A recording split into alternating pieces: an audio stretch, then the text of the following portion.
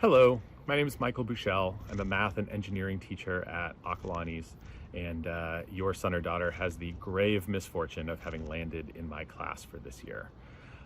In all seriousness, I'm thrilled to have them. I wish the circumstances were better and I wasn't recording this from my backyard, but instead we were in class and interacting with one another. But hopefully we'll get to that place sometime soon. A little bit about myself. This is my 15th year teaching at Alg2 High School, 25th year teaching overall, so I am decidedly old, as the kids probably consider.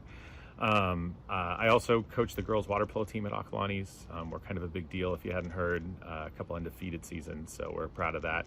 Unfortunately, that streak is going to extend a little bit longer than otherwise would have been preferred, based on our current circumstances.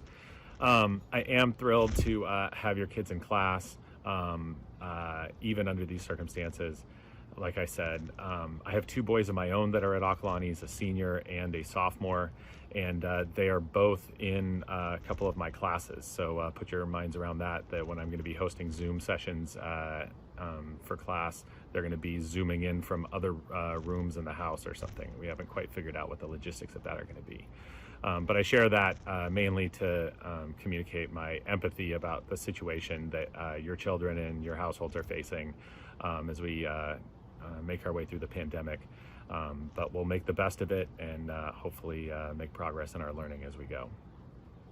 I want to talk a little bit about kind of my approach to distance learning in general, and then kind of get into the specifics of the individual course that your son or daughter is taking. Number one, I desperately hope we get back into the classroom in some way, shape, or form sooner than later. Until then, my goal is to try to replicate the learning experience that would be happening if we were in school. Obviously, that's a significant challenge, but we're going to do the best that we possibly can. The trickiest piece is how to create that kind of learning community that I try to foster in my classroom. Based on feedback that I got through the spring, I had a model that was reasonably effective that I'm going to build off of with some refinements. But I will be checking in with the students periodically as we go forward to see what's working, what isn't, to try to meet them where they are and try to satisfy the needs that they have as we make our way. When it comes to the delivery of new material, so lessons, notes, that sort of thing, I'm going to be primarily posting pre-recorded videos on YouTube that'll be linked to in Canvas for that purpose. Think of it as kind of a Buchel Academy instead of Khan Academy. They're not the most dynamic in the world, I'll fully confess. It's difficult to replicate what would be happening in class in terms of that format of delivery of new material. But based on the feedback I got in the spring, it was reasonably effective. And the main reason that I do this is I want to try to eliminate the technology or learning environment issues that students might be facing on any given day. I don't want a student to miss out on new material or content because their Wi-Fi dropped out for 5 minutes or because they were distracted by what was going on at home. This way, when it comes to the first pass at new material, students will get the opportunity to pause, stop, start, rewind as needed as they complete the notes. So again, the goal is to try to mimic what would be happening in class. There will be notes, shells posted for them to fill in as they watch the videos. But that first pass of the content, I really think the best way to do that is through video. What this will also do is allow me to spend the live Zoom sessions that we'll have during the week trying to make it as interactive as possible for both formal and informal exchanges with students. So I'm going to deploy a variety of approaches during that time. There will be times where I'll try to reinforce a specific example or two of something that was in the lesson video that they'll have watched in advance of class. I might have a warm-up activity that'll be a review or a refresher to kind of get a sense of where the students are at. I'm going to have the opportunity for students to ask questions about particular skills or homework problems that they worked on between class periods. I want these sessions to be as interactive as possible, and for students to have a base of knowledge that they'll have hopefully acquired via those pre-recorded lessons. I also want to use the live Zoom sessions for test review or test prep to, again, try to not have it be the first pass at information that they're acquiring, knowledge that they're acquiring, but instead have it be a review, reinforcement, so it's not so critical if there's some sort of compromising circumstance that occurs during those live sessions. So in Algebra 2, our goal is to prepare the students for either pre-calculus, AP statistics, or statistics, or whatever next math class they take in colleges. So students from this class head in a variety of directions, and so as a result, trying to meet many needs simultaneously. The course is generally designed or has three primary areas that are graded. First of all is homework and classwork. So we'll usually have about 3 assignments per week, 2 to 3 assignments per week based on the number of new lessons, new material that we have. I grade homework on completion, not accuracy. I've got other components to the class that are based on accuracy. So this is the first pass at the new material that the students have, and so I just want to make sure that they're making an honest attempt at the work that's at the material that we're studying.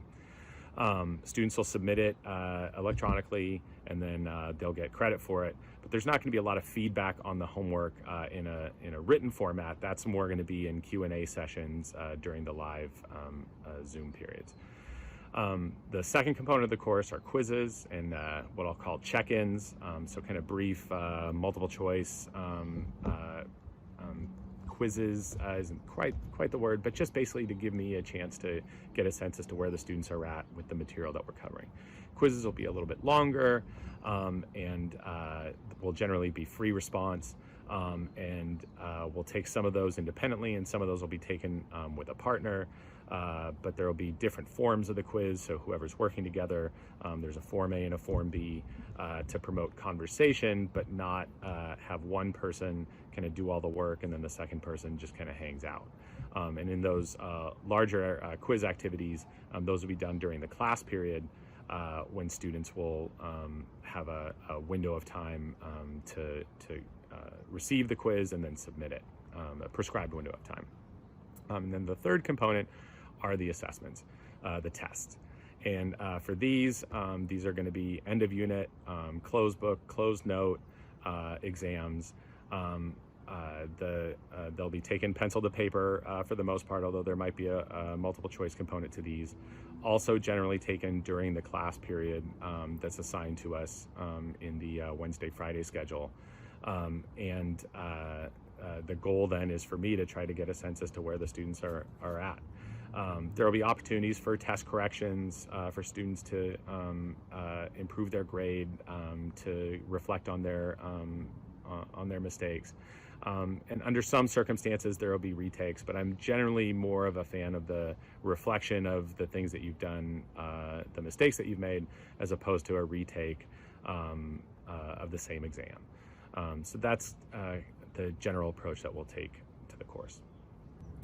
The last thing I want to touch on, which is kind of a thread through the quizzes and tests and other types of assessments that the students will be taking, is regarding academic honesty. Every teacher is wrestling with this issue when it comes to trying to figure out how to best assess student knowledge and maintain the integrity to the course. But as I've tried to communicate, I want to try to maintain as close a connection to what our in-person schooling would be like. And so I just don't think that suddenly moving to all multiple choice, timed release exams that are totally divorced from what students would experience in my class under normal circumstances would be very fair. But with this means that I have a little bit less control over the circumstances under which students are taking these exams, these assessments. And so I'm going to be appealing to their better angels and their maturity. And I appreciate any and all support that I can get from you as their parents to try to encourage them that the most important thing is that they learn the material and are as close to whole as possible when we get back to regular school, whether that's later this year or next year, and that they're not just obsessing over crowdsourcing or internet sleuthing for answers of the assessments that we're taking. My goal, it's hard for me to know what they know and what they don't know if everyone's getting 100% of everything on everything, because they've been using outside materials or notes or anything that wasn't allowed for a given assessment. So I really appreciate your help on that front as we go forward. So with that, I'll sign off. Thank you for watching. I apologize for the impersonal nature of this forum, but it is what it is under the circumstances. I also want to express my deep gratitude for your contributions to LPI and to the Parents Club. We as teachers at Acalanes are extremely well supported thanks to your generosity. And we could not get through this without you. Again, we'll make it to the other side here. So please stay healthy and stay safe. And if you have any questions about anything, please feel free to email me either through the Canvas portal or directly to my school email, and I'll get back to you as quickly as I can. Take care.